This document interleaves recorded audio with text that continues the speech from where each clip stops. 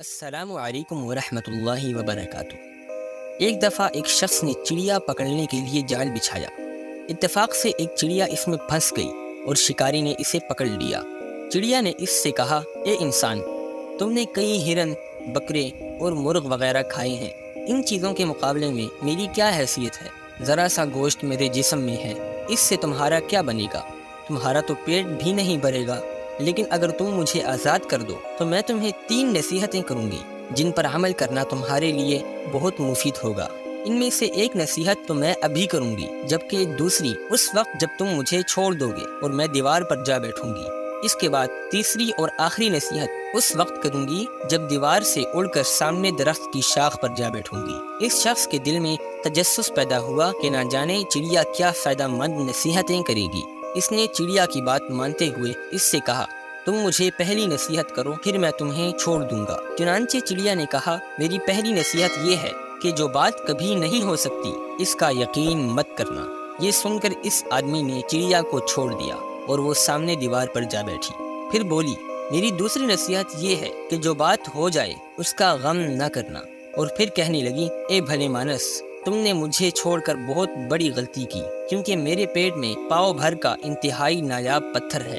اگر تم مجھے ذبح کرتے اور میرے پیٹ سے اس موتی کو نکال لیتے تو اس کے فروخت کرنے سے تمہیں اس قدر دولت حاصل ہوتی کہ تمہاری آنے والی کئی نسلوں کے لیے کافی ہوتی اور تم بہت بڑے رئیس ہو جاتے۔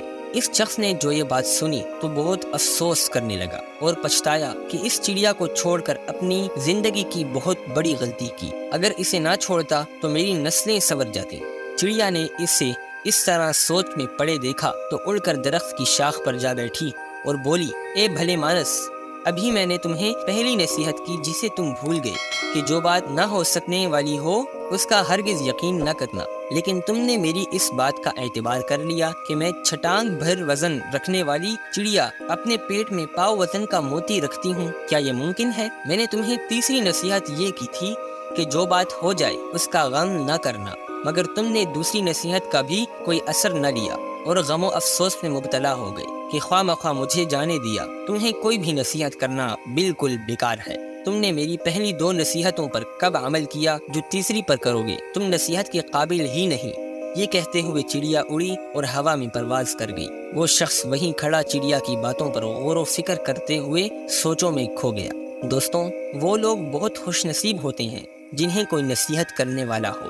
ہم اکثر خود کو عقل کامل سمجھتے ہوئے اپنے مخلص ساتھیوں اور بزرگوں کی نصیحتوں پر کان نہیں دھرتے اور اس میں نقصان ہمارا ہی ہوتا ہے۔ یہ نصیحتیں صرف کہنے کی باتیں نہیں ہوتی کہ کسی نے کہہ دیا اور ہم نے سن لیا، بلکہ دانائی اور دوسروں کے تجربات سے حاصل ہونے والے انمول اثاثے ہیں۔ اگر ہم ان نصیحتوں پر عمل کریں تو یقیناً یہ ہمارے لیے مشعل راہ ثابت ہو سکتے ہیں۔